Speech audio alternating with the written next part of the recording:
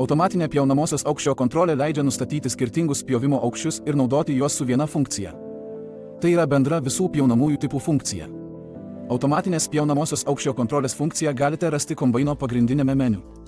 Paspauskite kombaino piktogramą viršutinėme dešiniajame terminalo kampe, tada pjaunamosios nustatymų piktogramą.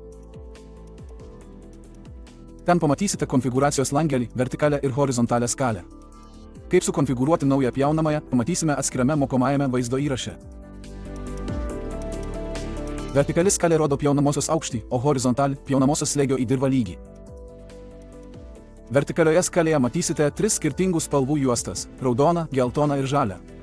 Raudona juosta rodo nustatytą pjovimo aukščio tašką ir hektarų skaitiklio lygį. Ši juosta nustato norimą visos pjaunamosios pakelimo funkcijos lygį, kai naudojama automatinė pjaunamosios aukščio kontrolė.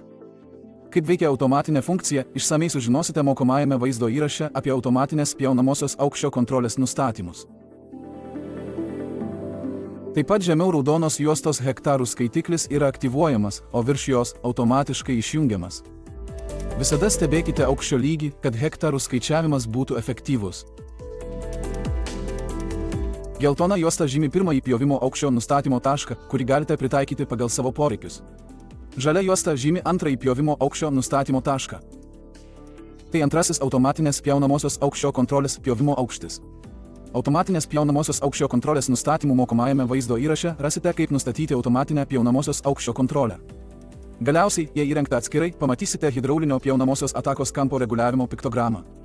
Peržiūrėkite terminalo ekrano mokomąjį vaizdo įrašą, antrasis ketvirtis, pirmoji dalis, kaip reguliuoti pjaunamosios atakos kampą.